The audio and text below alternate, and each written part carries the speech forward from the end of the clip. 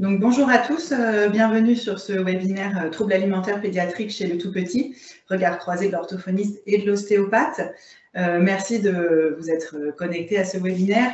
Nous allons vous présenter notre façon de faire, qui est une façon de faire parmi d'autres. Voilà, on avait envie de partager un peu notre expérience avec vous. Tout au long de la présentation, vous pourrez poser vos questions par écrit sur le chat et on prendra un temps de réponse aux questions à la fin de notre présentation. Donc, n'hésitez pas au fur et à mesure du déroulé à poser vos questions.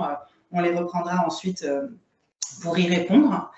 Donc voilà, donc moi je suis Marie-Amélie Coutancet, je suis orthophoniste à Bulder dans le 78. Où je travaille essentiellement avec de très jeunes enfants présentant des troubles neurodéveloppementaux et particulièrement aussi avec des tout petits ayant des difficultés alimentaires. Voilà, je travaille aussi comme formatrice chez Ambition Handicap, où nous proposons des formations pour différents professionnels de santé et aussi pour les aidants sur voilà, l'accompagnement, la prise en charge des enfants présentant des troubles neurodéveloppementaux. Bonjour à tous, merci beaucoup de partager ce moment avec nous. Je m'appelle Amélie Verba, je suis ostéopathe, diplômée d'une école parisienne en 5 ans. À la suite de mes études, j'ai effectué de nombreuses formations, en particulier sur le domaine de la périnatalité, dont un diplôme universitaire à la faculté de Bichat, où j'ai eu la chance de recevoir l'enseignement de divers professionnels, tels que des pédiatres, des ORL, des sages-femmes, etc. Par la suite, je me suis installée au sein d'un cabinet à Rueil-Malmaison, auprès de sages-femmes et de consultantes en lactation, et en parallèle à Bulder, donc auprès d'orthophonistes, psychomotriciennes, psychologues et éducatrices spécialisées. En parallèle, j'ai eu la chance d'exercer pendant un certain temps auprès de l'équipe médicale de la maternité de Nanterre. Alors, pour commencer, je vais vous parler rapidement de la place de l'orthophoniste dans la prise en soin du tout petit. Donc, en fait, l'orthophoniste va pouvoir observer la présence ou non de difficultés oro-sensorimotrices. Donc, oro pour l'aspect oral, sensori pour tout l'aspect sensoriel et motrice pour l'aspect moteur, bien sûr. Ces difficultés, quand elles sont présentes, peuvent avoir des répercussions importantes, comme des difficultés de succion, où auquel cas on va travailler sur la poursuite de l'allaitement maternel, si c'est le projet de la famille, ou l'alimentation au biberon.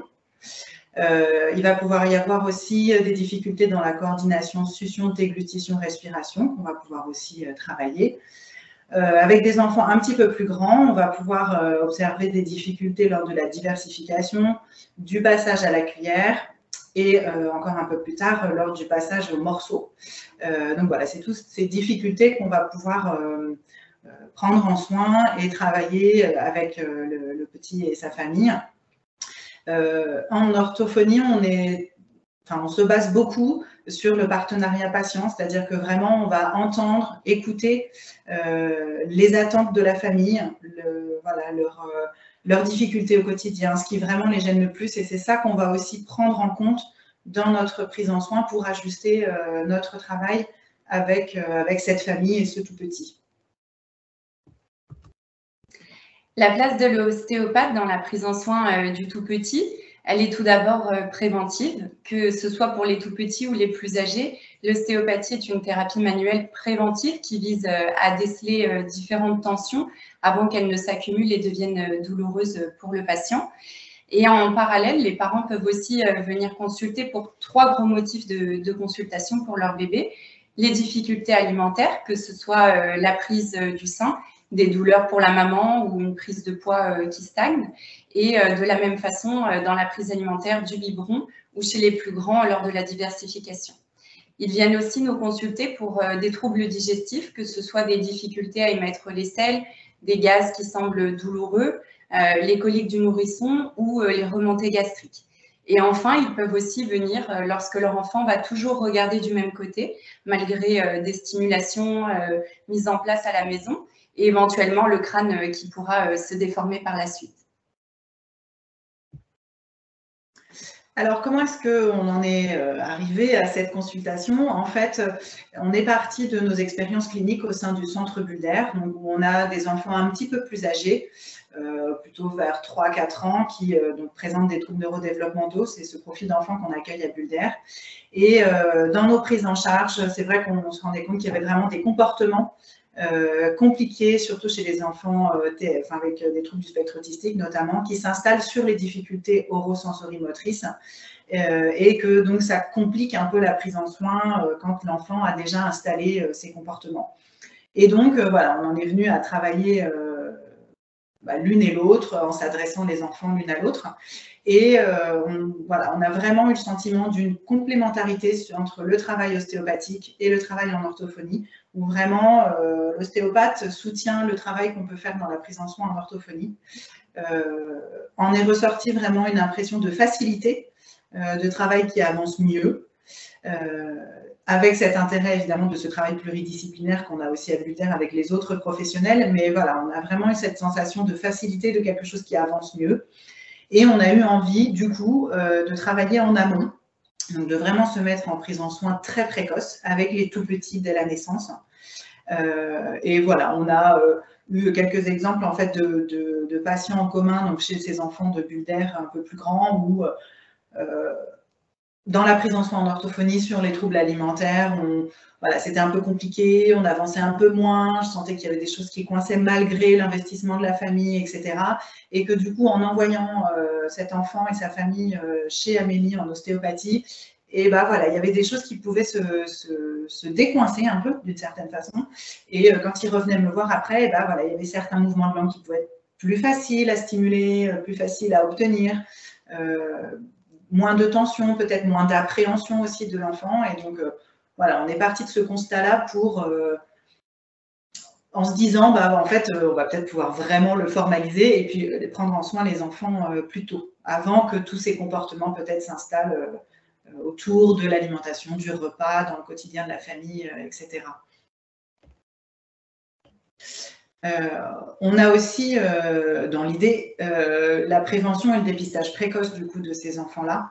Donc on a vraiment vu l'importance de ce lien et de ce travail en pluridisciplinarité entre nous, mais aussi de façon plus élargie. Donc avec les médecins, pédiatres, ORL, les sages-femmes qui travaillent aussi souvent avec les ostéopathes, les IBCLC, les psychomotriciens, les psychologues également, les ergothérapeutes, les kinés. Il y a vraiment tout un panel de professionnels qui sont autour de ces enfants et donc, ce travail en lien, il est vraiment très important et très enrichissant. On a aussi constaté du coup dans cette pratique l'importance de dépister très tôt les troubles de la succion, vraiment chez les tout petits nourrissons et en fait de les adresser tôt. Parce que c'est plus facile. On peut avancer plus vite, on peut avoir vraiment des évolutions rapides chez certains enfants au niveau de la prise du biberon, de la prise du sein, etc. Et donc, c'est vrai que il nous a paru aussi important de communiquer sur le fait que les adresser tôt pour le bilan est vraiment important, puisqu'après, nous, en fonction du bilan, on peut voir si c'est nécessaire ou non, mais ces troubles de la succion pris en charge tôt, c'est vraiment mieux dans l'évolution des enfants. Et puis d'autre part, dépistage précoce, on sait que les difficultés alimentaires peuvent être l'un des premiers signes d'un trouble neurodéveloppemental, pas forcément dans tous les cas, mais ça peut être l'un des premiers signes. Et c'est vrai que là, du coup, on s'inscrit plutôt dans un dépistage précoce, un accompagnement très précoce de ces familles, vers ensuite une prise en charge plus globale quand le diagnostic est posé ou quand d'autres difficultés apparaissent.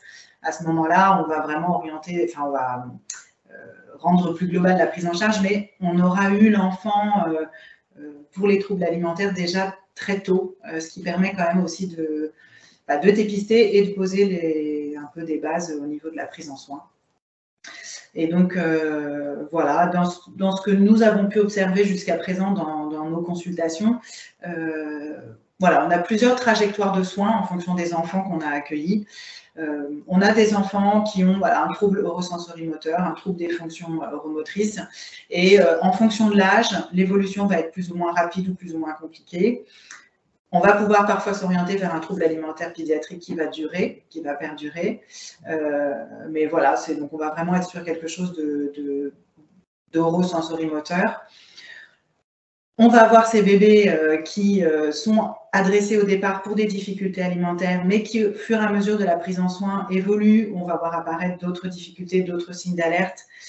Et on va évoluer vers quelque chose de plus global, soit en cas de suspicion de trouble neurodéveloppemental ou du trouble du spectre de l'autisme, ou dans le cadre d'une prématurité.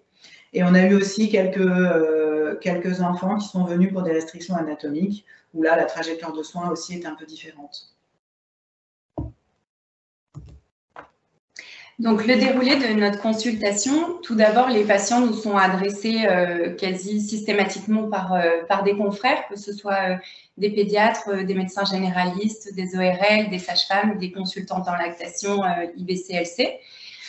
Lorsque le médecin ou le professionnel nous adresse les parents, il y a d'abord un premier contact par téléphone où les parents vont nous exposer un petit peu la situation avec leur enfant. Et par la suite, nous allons leur envoyer un email avec un questionnaire détaillé, un questionnaire que nous avons créé toutes les deux, avec des questions qui visent vraiment les choses importantes pour nous, pour notre prise en charge et pour le bon déroulement de la consultation par la suite. Ensuite, nous allons nous retrouver avec les deux parents, si possible, l'enfant et ma collègue Marie-Amélie et moi-même, lors d'une consultation d'environ 1 heure, où nous allons tout d'abord reprendre, si besoin, le questionnaire, préciser certaines questions si nécessaire. Et nous allons ensuite passer à l'examen donc combiné ostéopathique et orthophonique lors de la consultation. Et enfin, à la fin de cette séance, bien sûr, nous expliquerons aux parents tout ce que nous avons pu observer, constater lors de nos examens et leur proposer, si nécessaire, selon les enfants, une prise en soin en ostéopathie ou en orthophonie selon les besoins du patient. Donc, l'examen combiné ostéopathique et orthophonique, tout d'abord, il démarre avec une observation, bien sûr, de l'enfant, avec un premier contact commun où l'enfant est positionné sur la table de pratique auprès de ses parents. Et nous allons lui mettre tout un tas de jeux, de choses à disposition, de différentes couleurs, différentes textures. Et on va observer comment il se comporte avec, selon l'âge, bien sûr. Est-ce qu'il va directement les mettre à la bouche? Est-ce que certains objets vont au contraire le dégoûter? Et parfois même, on en a vu qu'il y avait des réflexes nauséeux rien qu'à la vision de certains jeux. Et une fois que l'enfant semble plus à l'aise sur la table, on va pouvoir tranquillement commencer un premier contact physique, visuel. Et je vais donc commencer là avec mes tests ostéopathiques globaux. Donc, je vais commencer avec un premier contact physique au niveau des membres inférieurs. Et puis, petit à petit, lorsque le contact se fait correctement, remonter pour faire mes tests ostéopathiques au niveau du tronc et puis au niveau du crâne. Et donc moi, en fonction de comment ça va se passer avec Amélie, je vais pouvoir aussi voir déjà quand elle manipule le bébé, comment ça se passe au niveau sensoriel, comment l'enfant réagit. Et puis, je vais pouvoir aussi, si l'enfant l'accepte suite au test ostéopathique, voir un peu comment il va réagir effectivement à des petites pressions sur le corps, toujours en partant des pieds, en remontant vers les mains, les épaules, et puis voir si le bébé accepte qu'on lui touche le visage. Je vais pouvoir le faire avec les mains, avec des petits coussins texturés par exemple aussi, toujours si le bébé est d'accord, disponible, etc. bien sûr, pour voir un peu comment il va réagir au niveau sensoriel. Si l'enfant est dispo, accepte, etc., une fois qu'on a testé la sensorialité du visage, on va pouvoir voir ce qui se passe dans la bouche, en y allant de façon très très progressive et toujours en vérifiant que l'enfant est d'accord. Et voilà, donc on va pouvoir faire ensemble voilà, cette évaluation sensorielle aussi. On va ensuite glisser vers l'évaluation des fonctions oro-myofaciales, où là, en tant qu'orthophoniste, je vais chercher à voir plusieurs choses qui vont me permettre d'analyser d'éventuelles difficultés de succion, de déglutition, de mastication et de respiration, qui sont donc les fonctions principales que je vais observer. Donc, je vais observer la ventilation du bébé. Est-ce que c'est un bébé qui respire uniquement par la bouche ou bien par le nez ou par les deux? la bouche et le nez. Je vais observer la mobilité et la tonicité des lèvres, des joues, de la langue et aussi de la mandibule. Tout ça en parallèle aussi de l'observation d'Amélie. Et donc moi, à la suite des tests de ma collègue et durant ces tests, je vais pouvoir observer comment est-ce que le bébé ou le jeune enfant répond aux stimulations, aux demandes de stimulation de réflexe. Est-ce qu'il va mettre des compensations en place pour pouvoir réussir à faire, par exemple, le test de succion? Est-ce qu'il va tourner la tête d'un certain côté, toujours le même lorsqu'on va le stimuler? Est-ce qu'il va y avoir des plis, des fossettes qui vont apparaître au niveau du visage qui pourraient signer certaines tensions? Est-ce qu'il va froncer les sourcils ou est-ce qu'il semble plutôt à l'aise? Est-ce que les lèvres vont être plutôt retroussées ou alors au contraire plutôt rentrées au niveau de la bouche? Est-ce qu'on peut avoir une coloration un petit peu blanchâtre qui va arriver au niveau des lèvres qui pourrait signer qu'il y a une pression un petit peu importante? Est-ce qu'on va entendre des claquements au niveau de la langue ou est-ce que la succion sera bien hermétique? Est-ce qu'il va y avoir, par exemple, des ouvertures au niveau des commissures qui pourraient nous laisser penser qu'il y a du lait qui passe lors des tétées au sein ou au biberon et qui fatiguerait l'enfant pour pas grand-chose? On va vraiment pouvoir observer toutes ces compensations que met l'enfant. Est-ce qu'il y a des réflexes nauséeux ou est-ce qu'il est plutôt à l'aise malgré tout lors de ces tests? Et ensuite, on va pouvoir aller tester au niveau de la mobilité de la langue et certains réflexes oraux. Donc, on va aller tester la latéralité au niveau de la langue. Est-ce qu'il arrive à aller des deux côtés? Est-ce que la langue reste plutôt centrale? Et puis, on va aller tester la propulsion ou l'extension au niveau de la langue. Est-ce qu'il arrive à la sortir? Est-ce qu'il s'arrête au niveau de la gencive? Est-ce qu'il atteint les lèvres? Ou alors, est-ce qu'il dépasse les lèvres lors de l'extension? Et puis, est-ce qu'il va réussir à élever sa langue? Alors, soit on arrive, nous, via des stimulations, ou alors, des fois, quand le bébé pleure, on va réussir à observer au niveau de sa langue. Est-ce qu'elle monte? Est-ce qu'elle monte sur tout son corps? Est-ce que juste la pointe de la langue monte? Est-ce qu'elle va être en forme de coupe ou est-ce qu'elle va être plutôt harmonieuse? Est-ce que le bout de la langue va se déformer ou pas? Et puis, on va observer aussi, bien sûr, l'aspect du palais. Est-ce que le palais est plutôt creux, étroit et haut, ce qui pourrait nous indiquer éventuellement que la langue monte assez peu au contact du palais? Ou alors est-ce que le palais semble plutôt harmonieux? Et puis aussi, bien sûr, si l'enfant présente un réflexe nauséeux important au moindre contact de celui-ci, tout ça nous donnera des indications pour la suite. Et c'est vrai qu'en fait, cet examen, il est vraiment combiné dans le sens où on va observer ensemble, l'une et l'autre, un peu les mêmes choses en soi, mais avec une optique différente. C'est-à-dire que vraiment, moi, je vais observer ces mouvements, cette tonicité, cet aspect du palais, etc., dans l'optique de ces fonctions oromotrices, alors qu'Amélie va aussi pouvoir, elle, regarder les tensions, tout à fait. voilà, les compensations qui sont mises en place. Donc, on est sur les mêmes, j'ai envie de dire le même matériau, mais on va avoir notre regard qui va faire qu'on va tirer des conclusions différentes de ce qu'on va pouvoir observer toutes les deux. Et donc ensuite, si c'est possible, avec les parents, si l'enfant est toujours disponible, on va observer ensemble un repas. Donc on va observer l'installation du bébé, des parents, est-ce que c'est en fonction de si c'est au biberon, au sein, si c'est un goûter à la cuillère. On va observer comment ça se passe, comment le bébé réagit, quel est le ressenti des parents, le ressenti du tout petit. Par exemple, au sein, on va observer notamment l'installation de la maman, s'il y a des tensions qui se mettent en place, comment est-ce que le bébé s'accroche sur le sein, comment se passe la tétée, comment se passe la succion, s'il y a des déperditions au niveau labial. Au biberon, de la même façon, on va regarder aussi l'installation, on va regarder donc pareil, s'il y a des déperditions d'air, on va écouter aussi comment le bébé déglutit, est-ce que ça fait des bruits quand il avale. Questionner les parents beaucoup sur la durée du repas, voir combien de temps ça prend, aussi c'est important. Pareil, à la cuillère, on va regarder comment ça se passe, comment les parents gèrent ce petit repas, comment est-ce que l'enfant réagit, comment est-ce qu'il prend la cuillère, comment est-ce qu'ensuite ça se passe. On va aussi observer peut-être s'il y a des fausses routes, parfois. Et voilà, on va avoir une observation, un regard sur comment se passe ce petit repas dans notre cabinet pour avoir des indications en plus de ce que vont nous décrire les parents au quotidien. Et puis, bien sûr, on va regarder un peu en filigrane toutes les compétences interactionnelles et de communication du bébé avec ses parents, avec nous. Voilà, comment est-ce que ce tout petit va interagir avec nous, comment il va s'exprimer. Ça va aussi être quelque chose qu'on va observer avec attention. Donc voilà pour cet examen qu'on fait ensemble.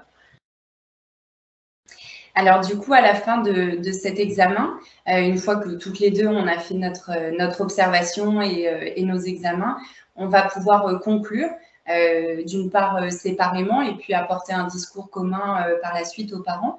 Donc je vais faire un petit peu le bilan de mes tests ostéopathiques auprès des parents et si nécessaire pour le bébé ou pour le jeune enfant, leur proposer une mise en place d'un traitement ostéopathique à court ou moyen terme en fonction des besoins, toujours. Dans la mesure du possible, on va toujours faire repartir les parents avec des conseils à la maison pour qu'ils soient vraiment actifs de l'évolution de la problématique de leur enfant, que ce soit des stimulations par exemple au niveau de la langue ou alors des stimulations au niveau du cou pour un enfant qui va toujours tourner du même côté. Et puis, si besoin, bien sûr, on réorientera l'enfant vers certains confrères, que ce soit des ORL, des psychomotriciennes, des consultantes en lactation ou alors des médecins plus spécialisés, toujours en se coordonnant avec le pédiatre de ville ou le médecin généraliste qui nous aura adressé l'enfant. Au niveau de l'orthophonie, du coup, donc, de la même façon, dans le même temps, je vais aussi apporter les conclusions de mon bilan.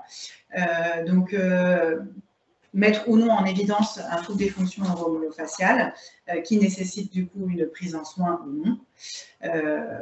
Dans cette prise en soin qui va se mettre en place lorsque c'est nécessaire, on va vraiment insister sur le partenariat avec les parents.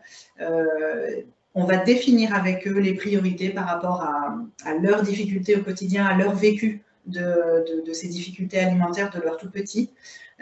Et on va vraiment s'appuyer là-dessus pour travailler ensemble et mettre en place ensemble des choses pour que ça évolue, mais vraiment comme un travail d'équipe. C'est vraiment important que les parents prennent bien conscience du fait que c'est vraiment un travail d'équipe qu'on va mettre en place et que ce n'est pas juste l'orthophoniste qui va travailler avec leur bébé. Ils sont vraiment partie prenante dans la prise en soin de leur tout petit. Et donc, du coup, au niveau du travail orthophonique, on va pouvoir proposer ou avoir défini avec les parents, on va pouvoir proposer un travail sensorimoteur de la langue, des lèvres, des joues, de la mandibule en fonction de ce qu'on aura observé. On va travailler vraiment sur ce sensoriel, apporter des stimulations sensorielles au tout petit pour avoir une réponse motrice, celle qu'on cherche. En fonction de la sensorialité de ce tout petit, on va pouvoir augmenter les sensations si besoin, s'il y a besoin d'une stimulation plus forte. On va proposer des outils vibrants comme les Z-Vibe que vous pouvez voir en photo à côté, avec différents embouts. On va pouvoir travailler aussi sur le froid, sur les odeurs, notamment sur les odeurs alimentaires de la famille ou de choses que la maman aurait pu manger beaucoup pendant la grossesse aussi. Des odeurs familières, tout ça pour stimuler le tout petit. On va pouvoir proposer des gestes de soutien, d'aide pendant le repas, que ce soit le repas au sein, que ce soit le repas au biberon, que ce soit la cuillère. On va pouvoir proposer aussi des petits gestes de soutien pour aider l'enfant dans sa succion, dans sa déglutition, dans la prise de la cuillère, pour que déjà il y ait peut-être moins de fatigue, par exemple, et que l'enfant puisse manger aussi avec plus de sérénité. On va pouvoir aussi travailler sur l'installation, comment l'enfant est installé, comment les parents sont installés en fonction du biberon, de la mise au sein ou du repas à la cuillère.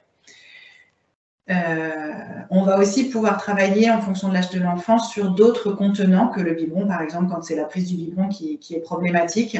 On sait que parfois ça va être en fonction de l'âge de l'enfant, plus c'est tard, plus ça va être compliqué de rétablir une succion au niveau du biberon. Et que donc, on va pouvoir aussi proposer aux parents d'autres contenants qui vont pouvoir peut-être être plus faciles pour l'enfant, comme les boire à la paille, avec les gourdes comme le petit ourson que vous voyez sur les photos, ou boire à la cup, c'est des petits verres, des petits gobelets échancrés, etc. On va pouvoir, voilà, en fonction de ce que la famille aussi peut mettre en place à la maison. On va pouvoir proposer d'autres contenants. Pour tout ce qui va être diversification, etc., on va pouvoir travailler avec des grignoteuses. Enfin, voilà, il y a plein de matériel, les cuillères plates aussi, pour tout ce qui va être alimentation à la cuillère. On va travailler sur le placement latéral de la cuillère, c'est-à-dire au lieu de présenter la cuillère en face, de présenter la cuillère en latéral à l'enfant, ce qui va faciliter du coup la mastication, etc., et les mouvements de langue. Et donc, on va pouvoir utiliser, par exemple, des cuillères plates comme celle que vous voyez sur la photo. Il y en a d'autres, je vous ai mis juste quelques exemples, parce que je ne pouvais pas en mettre partout sur la page, mais il y a d'autres marques, il y a beaucoup de choses maintenant qui se font et qui sont intéressantes à utiliser avec les tout-petits dans le cadre de la prise en soin. Toujours vraiment en équipe avec les parents, leur proposer qu'ils essayent, est-ce que ça leur convient ou pas. On cherche vraiment ensemble à trouver les solutions les plus adaptées pour leurs petits. Alors, on a voulu partager avec vous 2 cas cliniques d'enfants qu'on a eu la chance de recevoir dans notre consultation croisée pour partager un petit peu, voilà, donc comme quoi ça peut vraiment être différent d'un enfant à un autre et pour le mettre plus en situation. Alors, moi, je vais vous parler d'Élise. Élise que nous avons reçue fin mars, donc il n'y a pas très longtemps. Élise est née à 37 semaines d'aménorrhée, donc quand nous la recevons, elle a 3 mois, soit 2 mois d'âge corrigé. Elle nous a été adressée par son pédiatre de ville, car elle présente des difficultés à la prise du biberon, le poids est stagnant, le temps des repas est très long et en toute petite quantité avec beaucoup de pleurs et un bébé qui est très agité. Du coup, on a transféré notre questionnaire aux parents d'Élise. Et dans ce questionnaire, déjà, on a pu relever des difficultés alimentaires qui sont présentes depuis le tout début. La maman a essayé un allaitement maternel au sein, qui malheureusement n'a pas duré parce qu'elle avait beaucoup de douleurs, des crevasses et le poids d'Élise n'augmentait pas du tout. Elle est assez vite passée en allaitement mixte. Et puis assez vite, malheureusement, à nourrir au biberon uniquement, car l'allaitement n'était vraiment plus possible pour elle. Lorsqu'on reçoit Élise, du coup, durant notre consultation, on ne remarque pas de difficultés particulières au niveau sensoriel. Le contact se fait très rapidement avec Élise et très bien. Elle est à l'aise, elle prend les jeux qu'on lui propose à la bouche sans aucun souci. On va tester, alors moi, d'un point de vue ostéopathique, au niveau de la mobilité cervicale et on retrouve une tension importante à gauche. Élise va vraiment avoir la tête positionnée sur la droite et la maman le dit d'ailleurs, au sein, c'était toujours plus compliqué. Et par la suite, on va aller tester la mobilité au niveau de sa langue. En latéralité, c'était tout à fait correct. Par contre, on n'a pas réussi à observer ni d'extension ni d'élévation au niveau de la langue. Et on a pu observer un palais qui était légèrement creux, haut et étroit. Lorsqu'on essaye de déclencher son réflexe de succion, on n'y arrive pas. Par contre, on arrive à avoir des réflexes nauséeux assez importants. Donc voilà, on finit nos observations et puis on conclut aux parents à la fin de la séance de difficultés au niveau du coup romiofacial pour Élise avec un trouble de la succion assez important que les parents d'ailleurs nous signalent aussi à la maison sur la prise de la tétine malgré qu'ils aient essayé impossible. Alors on met en place assez rapidement une prise en soin en ostéopathie et en orthophonie très rapide pour les deux. Et les parents repartent du coup de cette séance croisée avec beaucoup de stimulation au niveau du cou et de la langue à faire à la maison. Et moi, je revois Élise quelques jours après et les parents sont déjà plutôt rassurés parce qu'avec les exercices qu'ils ont pu faire à la maison, ils notent déjà une prise du biberon qui est plus sereine. Élise pleure moins. Ça reste très fatigant pour elle et la prise est encore assez minime, mais au moins elle ne pleure plus et ça pour les parents c'était déjà un soulagement important. Je fais donc ma séance et Élise voit Marie-Amélie en consultation vraiment quelques jours après. Et là pareil, on note déjà de jour en jour une amélioration au niveau de la prise des biberons, toujours plus sereine, de plus en plus rapide et efficace. Et donc des parents vraiment rassurés qu'en quelques séances, qu'on ait pu avoir un impact positif sur Élise, sur son poids qui réaugmente. Donc voilà, il continuera un travail sensorimoteur avec Marie-Amélie pendant quelques séances pour vraiment stimuler sa succion maintenant que la mobilité de la langue est plus efficace, plus souple. Et vraiment, ce qu'on a vu pour Ellie, c'est que très vite, en fait, à la suite de notre première consultation bilan, je vais montrer à la maman, parce qu'on avait observé une prise de biberon, j'ai montré à la maman les petits gestes de soutien sous le menton, au niveau des joues. Et en fait, rien que ça, pour les biberons qui ont suivi entre notre bilan et la première séance en ostéopathie, rien que ces petits gestes de soutien, finalement assez faciles à mettre en place à la maison, la maman, elle a tout de suite pris ce réflexe, enfin, cette habitude de proposer ces gestes de soutien, ça a vraiment changé la prise du biberon d'Élise. Et donc, c'est vrai que ça a tout de suite un peu rassuré la maman qui était très inquiète en fait au niveau de...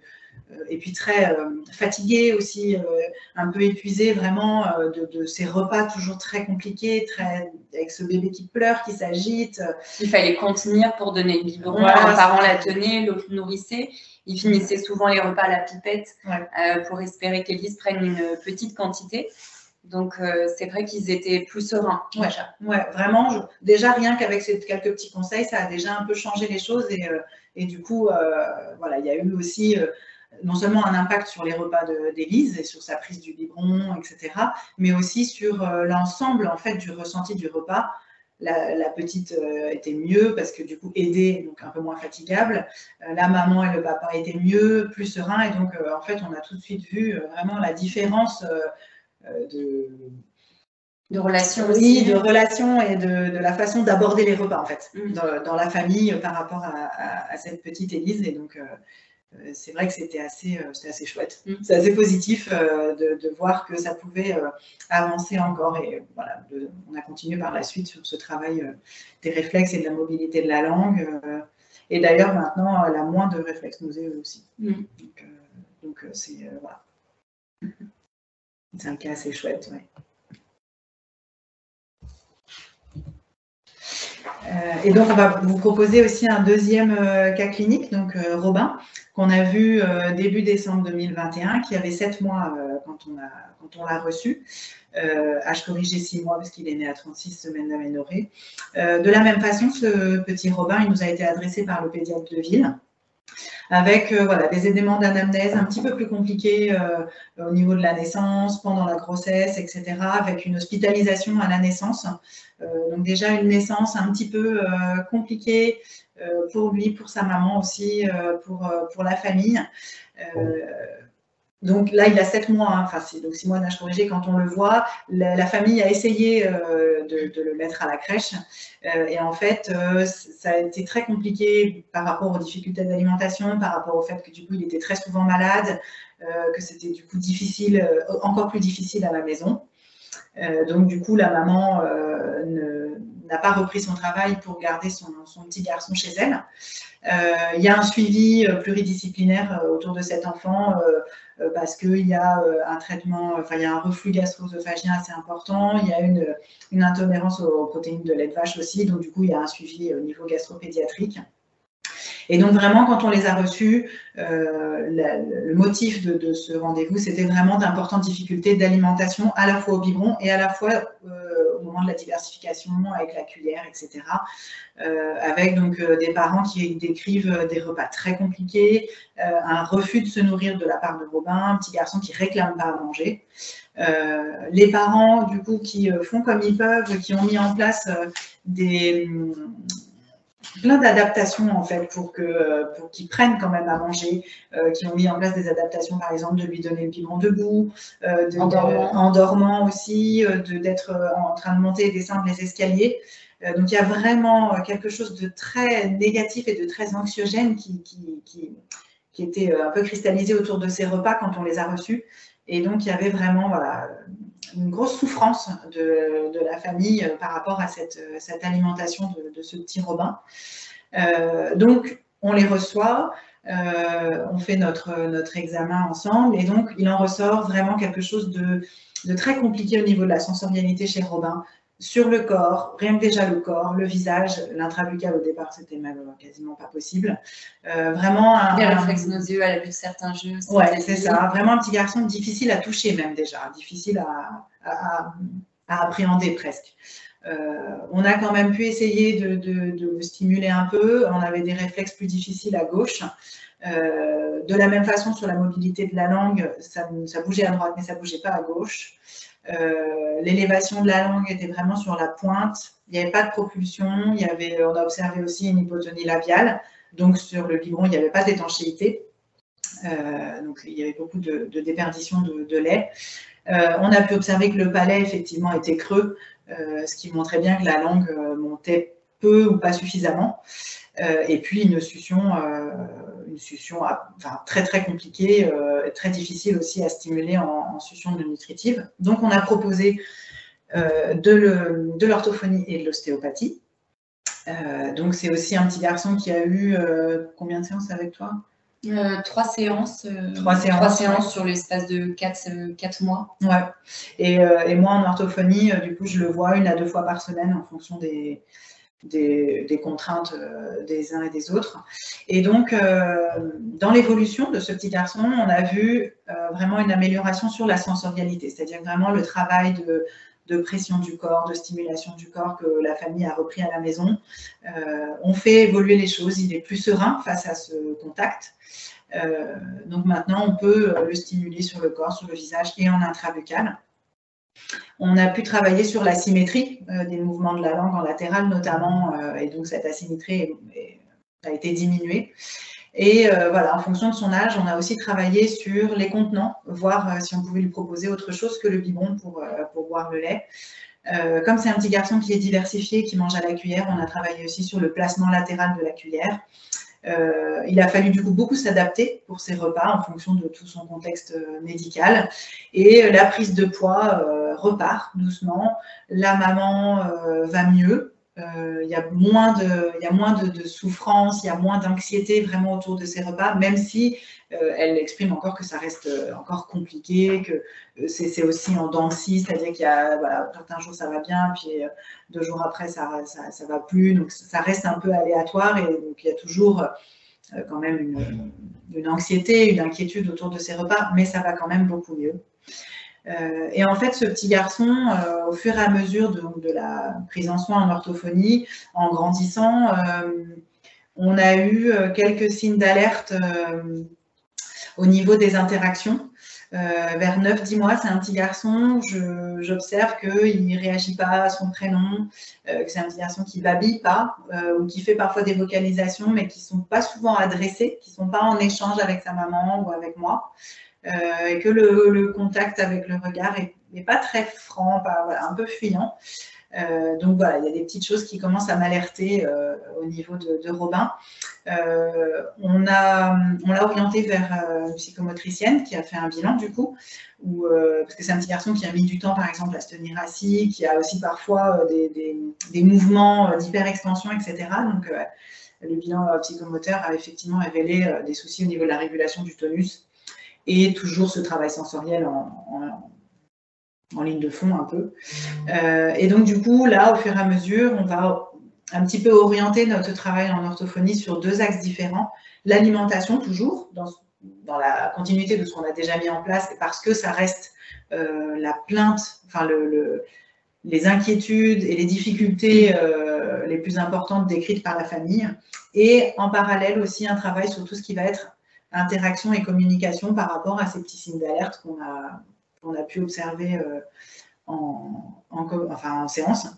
Donc voilà, on va avoir une vigilance particulière sur ce petit garçon, mettre en place un suivi neuropédiatrique aussi, et pour que cet enfant soit surveillé au niveau de son évolution. Donc, l'intérêt des regards croisés, pour nous, en tout cas, de notre consultation, c'est tout d'abord la complémentarité de nos observations et de nos interventions. Comme on vous disait tout à l'heure, le fait des fois tester la même chose, mais pas forcément dans le même but, de ne pas observer toujours les mêmes choses, de la même façon et de croiser derrière ces expertises nos différents retours. Et ben ça nous permet d'être encore plus global dans notre prise en charge, plus efficace. Ça nous permet d'observer au même moment certaines choses et de pouvoir en discuter derrière ensemble et avec les parents. Et surtout d'avoir un retour commun, un même discours auprès des parents, ce qui va vraiment les conforter dans ce que le médecin, par exemple, qui nous l'aura orienté, aura déjà commencé à aborder un petit peu.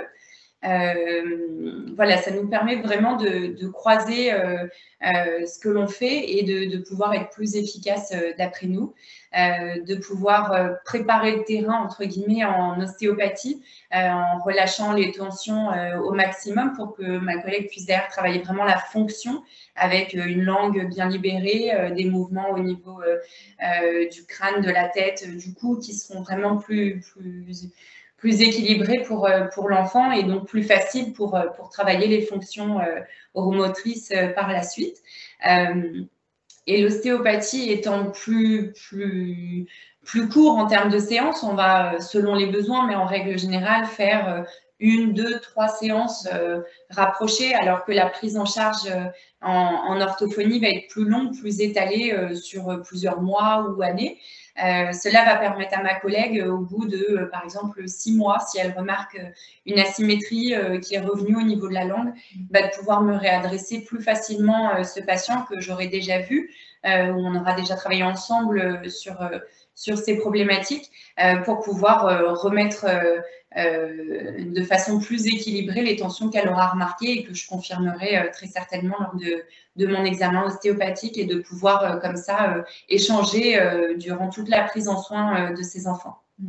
C'est vraiment facile du coup pour moi de pouvoir réorienter la famille. C'est intéressant parce que c'est vrai qu'on est sur des tout petits, donc il y a beaucoup de choses qui se mettent en place à cet âge-là, d'une façon très globale en fait de cet enfant dans son développement global.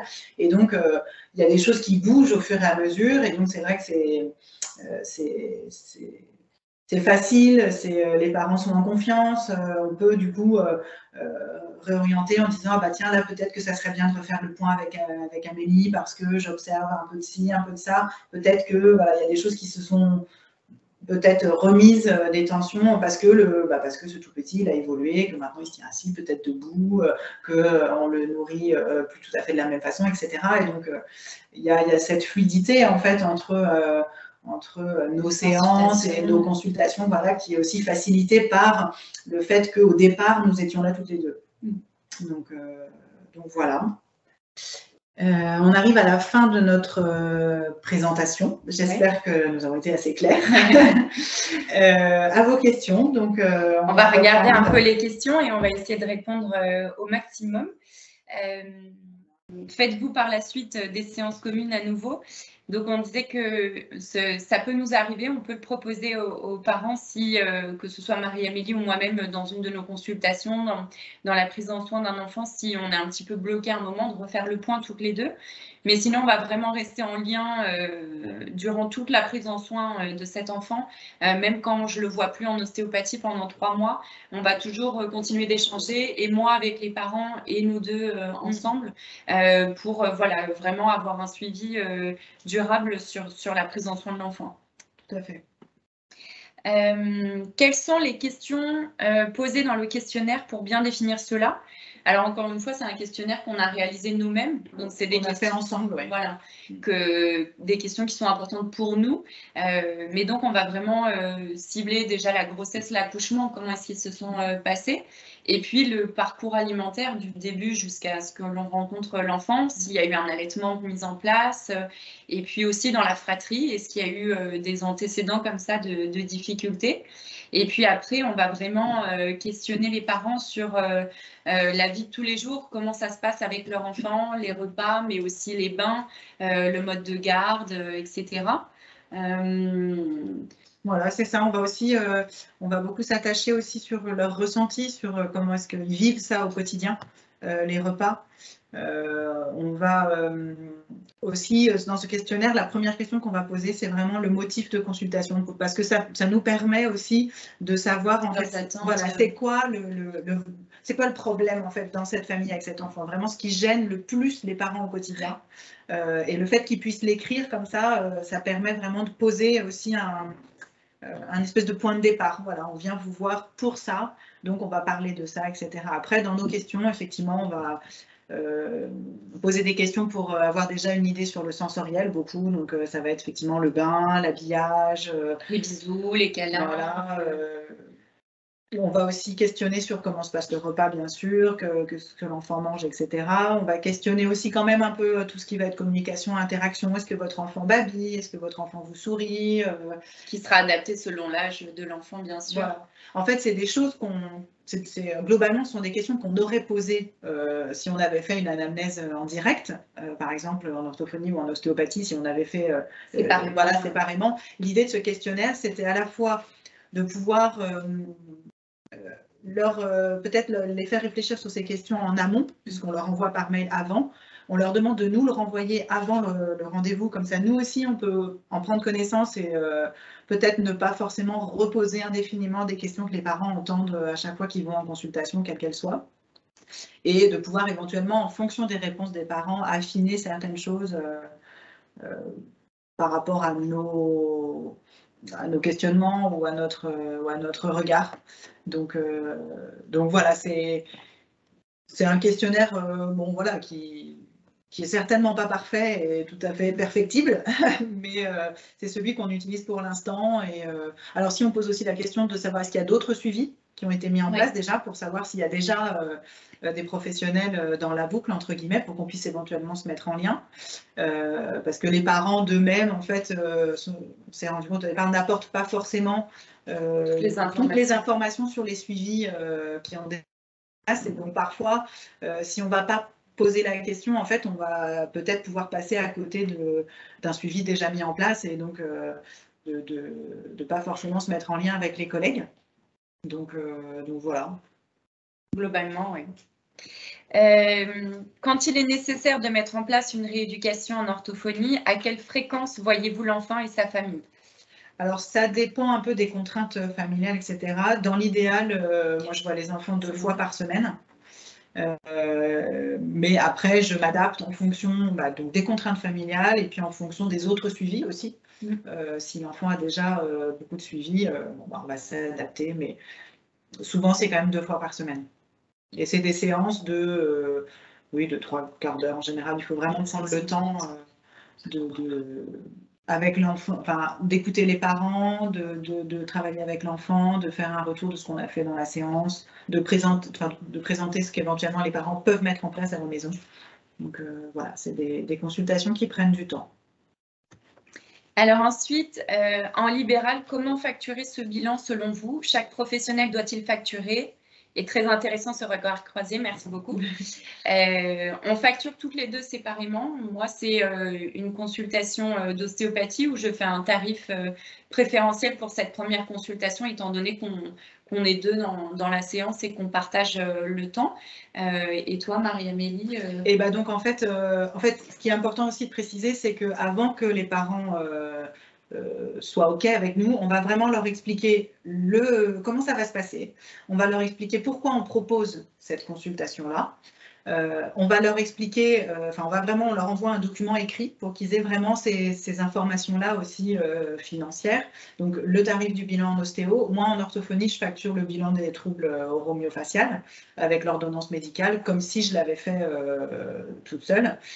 Donc, on explique vraiment tout ça aux parents, ce fonctionnement, ces aspects financiers.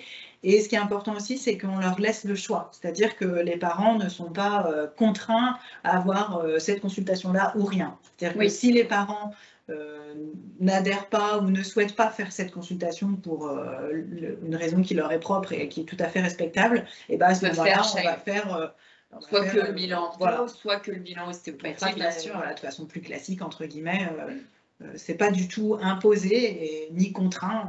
C'est vraiment une... Voilà, on explique pourquoi est-ce qu'on propose ça, parce que c'est vrai que pour nous, ça présente quand même il y a un intérêt de cette consultation croisée, mais les parents sont libres, bien sûr, d'y adhérer ou pas, ou de faire différemment. Ouais. Tout à fait. Bonjour, nous sommes étudiantes ortho. Comment cotez-vous ce bilan commun? C'est ce que tu viens de répondre. Ouais. Est-ce forcément grave un palais creux? Cela provoque inévitablement un trouble de l'oralité alimentaire? Alors non, on peut pas dire ça. En tout cas, on ne peut pas poser ce diagnostic uniquement sur cet aspect-là. Nous, quand on va observer un palais creux, étroit ou haut, et souvent associé à des réflexes nauséeux importants ou autres, ça va nous donner des indications pour notre prise en soin derrière.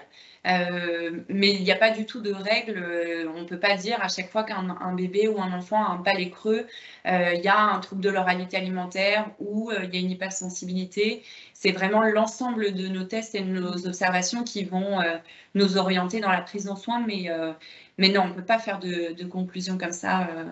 Voilà, c'est vraiment un faisceau d'éléments en fait qui vont. C'est-à-dire que si on observe à la fois un palais un peu creux, une langue qui a du mal à monter, éventuellement des réflexes nauséeux, voilà, c'est tous ces éléments mis ensemble qui vont nous faire réfléchir sur est-ce que cette langue chez ce tout petit, est-ce qu'elle monte bien? Mais voilà, c'est un élément parmi d'autres. Quelle formation avez-vous faite pour l'orthophoniste? Alors, quelle formation j'ai faite? C'est une bonne question. J'ai fait des formations Talk Tools, qui sont des formations qui viennent des pays anglo-saxons notamment, qui sont des formations, à mon sens, enfin que moi j'ai trouvé très très intéressantes et très pertinentes, avec une façon de travailler un peu différente, mais qui vraiment nous apporte un regard un peu neuf, assez intéressant sur ces difficultés alimentaires et sur d'autres aussi. Et j'ai fait aussi la formation Ortholact sur les difficultés plus spécifiques de succion en cas d'allaitement. Voilà, donc vraiment plus ciblé sur quand il y a un allaitement maternel. Et donc voilà. Et après, qu'est-ce que j'ai fait comme formation? Oui. Donc après, j'ai fait aussi, je réfléchis parce que du coup, ça fait un moment que je me forme là-dessus. J'ai fait aussi la formation d'Elisa Levavasseur au départ. C'est comme ça que j'ai commencé et que je suis arrivée un peu dans cette thématique. Mais voilà. Donc après, il en existe d'autres. Hein. C'est celle que j'ai choisi de faire, mais je sais qu'il y a, prochainement, je vais en faire une qui s'appelle SOS Approach Feeding, je ne sais plus quoi, c'est en anglais. C'est aussi une formation qui vient des pays anglo-saxons, et donc je ne l'ai pas encore faite, donc je ne peux pas vous dire, mais ça a l'air tout à fait intéressant. C'est organisé à Paris en juin, prochainement. Comment savoir si les ostéopathes de la ville connaissent les troubles de l'oralité des bébés? Y a-t-il un répertoire qui existe ou un site qui les répertorie? Alors malheureusement, pas que je sache. Sur les sites des formations, vous pouvez trouver les ostéopathes qui ont fait ces formations. Et puis sur Doctolib, par exemple, vous avez une rubrique formation où vous pouvez voir toutes les formations du professionnel, ce qui pourra vous indiquer déjà s'il a fait des formations sur le sujet, ou après tout simplement l'appeler et demander s'il a l'habitude de recevoir des patients dans ce cadre-là. Mais sinon, voilà, sur le site internet ou sur du Doctolib, vous pouvez regarder toutes les formations qu'il aurait pu faire. On va peut-être prendre encore 2-3 questions. Oui. Combien de temps peut durer une prise en charge? Ça, c'est vraiment dépendant du patient, de l'âge, de la famille, des difficultés. Il n'y a pas de... Il n'y a pas de règle. Ouais, il n'y a pas de règle. Il n'y a vraiment pas de règle. Où vous contacter pour prendre rendez-vous pour notre enfant. Alors, vous pouvez nous... Donc, du coup, il faut une ordonnance. Je peux peut-être mettre la suite aussi. Vous aurez les coordonnées. Voilà, en fait, du coup, ça nous permet d'enchaîner sur les 2 dernières slides. En fait, ici, à Buder, avec notre organisme Ambition Handicap, on propose aussi des formations. Donc, nous animons nous-mêmes pour former soit les professionnels de santé, soit les aidants. Donc, vous pouvez voir qu'on a différentes thématiques. On propose une formation donc spécifiquement sur les troubles de l'oralité alimentaire, sur les difficultés alimentaires, puisque c'est notre sujet d'aujourd'hui, que donc je propose au sein d'Ambition Handicap, qui est axé sur les enfants qui présentent des troubles neurodéveloppementaux, mais bon, c'est quand même des choses qui sont valables, entre guillemets, pour beaucoup de prises en charge. sur ce domaine de l'oralité alimentaire et des difficultés des fonctions oromotrices. Et puis pour nous contacter, voilà, il y a notre site et notre page Facebook et notre page Instagram aussi, où vous pouvez avoir tous les renseignements dont vous avez besoin sur le site. Il y a les contacts. Les programmes de formation, le public auquel ça s'adresse, etc. Donc n'hésitez pas. Et puis avec la première slide, donc avec nos noms, prénoms aussi sur Internet. Donc moi c'est Amélie Verba, l'ostéopathe, et Marie-Amélie Coutancé, l'orthophoniste. Donc voilà, par mail, par appel, on est très disponible. Et puis sur les sites donc indiqués là, vous pouvez trouver toutes les informations. Voilà. Alors, je pense qu'on a essayé de répondre à toutes les questions. Il y en avait beaucoup. Il y en avait beaucoup, merci de votre intérêt. Il y a juste une dernière question qui nous permet de vous ouvrir la porte. Faites-vous des formations pour les professionnels de la petite enfance pour pouvoir peut-être être plus sensibles à ce trouble? Justement, il y a donc sur ces sites des formations qui vous sensibiliseront, et peut-être qu'un jour on fera la nôtre, on reviendra vers vous. Mais pour l'instant, il y a déjà un très grand nombre de formations proposées. Voilà. Et enfin, en tout cas, sachez que donc pour les professionnels de la petite enfance, effectivement, on peut intervenir. Soit vous pouvez vous inscrire sur des formations qui sont dans notre catalogue, entre guillemets, soit vous pouvez nous contacter pour nous faire part de vos problématiques particulières, par exemple au sein d'une équipe ou dans une crèche, dans une PMI, que sais-je. Auquel cas, on peut répondre en vous proposant des formations adaptées, voilà, ou qu'on peut construire ensemble. Que ce soit chez nous à Ambition Handicap ou que ce soit sur site, c'est quelque chose qu'on fait et qui est tout à fait intéressant aussi de faire pour sensibiliser, effectivement, informer les professionnels de la petite enfance sur ces difficultés-là, parce que c'est vrai qu'avec un tout petit, on est aussi amené à beaucoup travailler avec les crèches notamment, ou avec les PMI, et voilà, c'est possible en tout cas. N'hésitez pas à nous contacter. Merci à tous, en tout cas, de nous avoir accordé ce moment. On espère que vous avez appris des choses et qu'on pourra échanger peut-être par la suite dessus. On vous souhaite une bonne journée et puis à bientôt peut-être. Merci beaucoup. Au revoir.